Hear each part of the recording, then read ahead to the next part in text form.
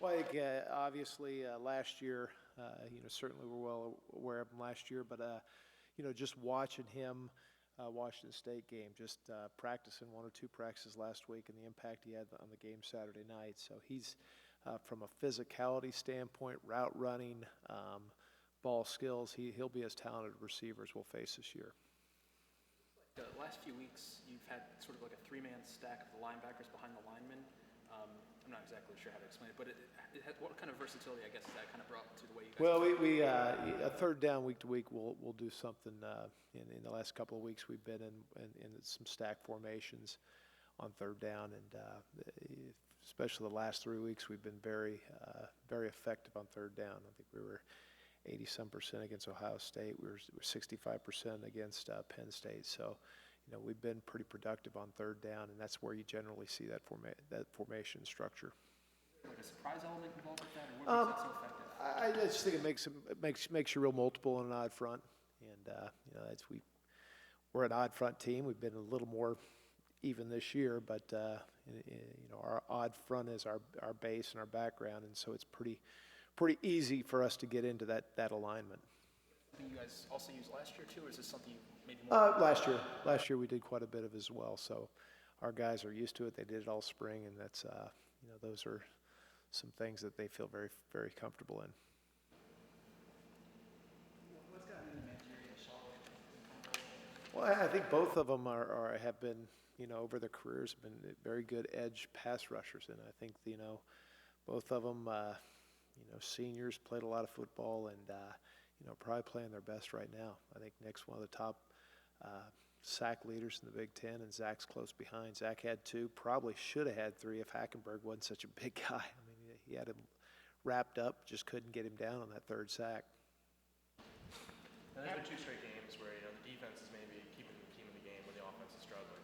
A year and a half into this job now, how have you seen the defense grow? Well, I think that in Big Ten ball, the games are not going to be, there's not a lot of shootouts. You look week to week in the Big Ten, there's not a lot of 45, 43 games. So we've got, Saturday was a great opportunity for us to make an impact, and we gave up some big plays, a big drive at the end of the second quarter. A couple of big plays that we're going to have to limit for us to be effective. So I think, as we continue to develop defensively and our young kids are coming around, we have to be more physical up front. Felt like the previous 4 games we were very physical and out-physicaled our opponent. I feel like on Saturday, Penn State was more physical than we were up front on our front 7, and for us to be effective, we've got to be more physical up front. I feel like you need to clean up the penalties a little bit. They kind of come in opportune times where it really led to some, eventually led to some points. Well, I think early in the season, certainly after the Wake Forest game, and even to a certain extent in our Western Kentucky game, penalties really hurt us. I thought against Ohio State, our guys did a really good job. We had 3 penalties on Saturday, and unfortunately, all 3 of them were very costly. Critical downs. The first one, who knows the landscape, or who knows what happens to that game. If we get the ball on the 25-yard line instead of ball at the midfield, they go down and score. So that to me, that was a big impact on that game, and what Penn State was able to do to us offensively just by the having the lead and us not being able to capitalize on that first opportunity. But penalty-wise, we do have to, we have to, and we've tried to obviously impress upon our kids how important tight games, every down counts, and so especially those critical downs, we've got to make sure we correct that. Occasionally giving up big plays that hurt.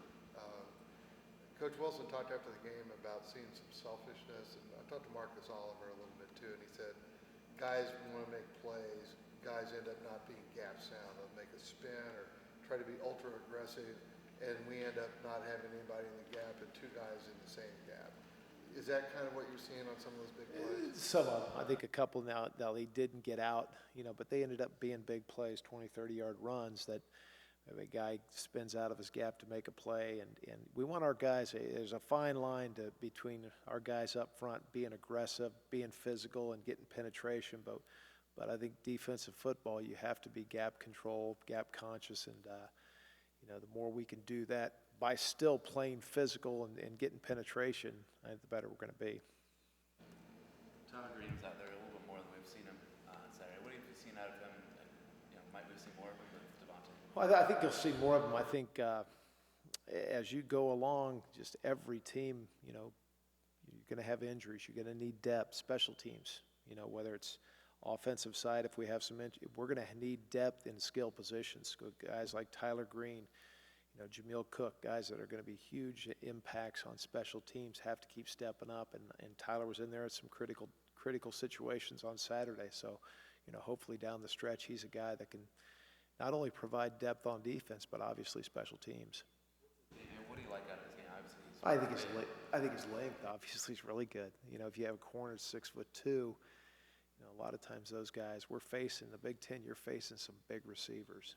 This core receivers that you got a 6'5" receiver, 6'2" receiver. So to be able to have a big DB that can go up and compete for balls is something we, and all of our young guys. Jonathan Crawford, 6'2", Andre Brown, 6 foot. So to have bigger, longer players in the secondary is going to help us. Do you anticipate working in Chris Covington a little more over the coming weeks? Chris came back and played, and did some good things. And he's a guy we've always, even when we recruited him out of high school, is a guy we really envisioned as being a Sam backer, long outside backer. And it was good to see him out there and started to feel more comfortable.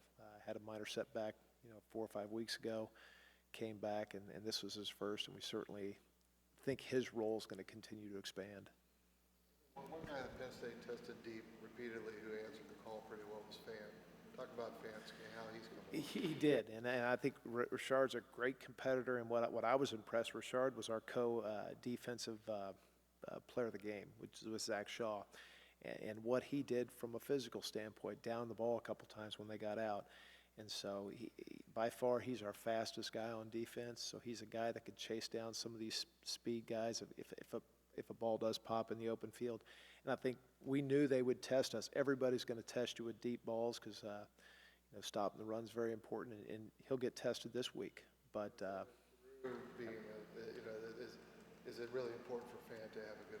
I believe so, and I believe he's up to the challenge. This is a very dynamic receiver, and so I think obviously you could see a focus on it in his eyes on even on Sunday.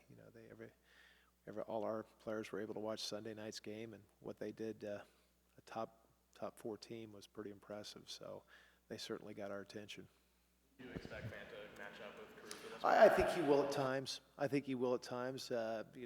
We're very happy with Andre Brown as well, and so I think Richard will at times be matched up with him. But certainly he's a guy that everybody has to know where he is.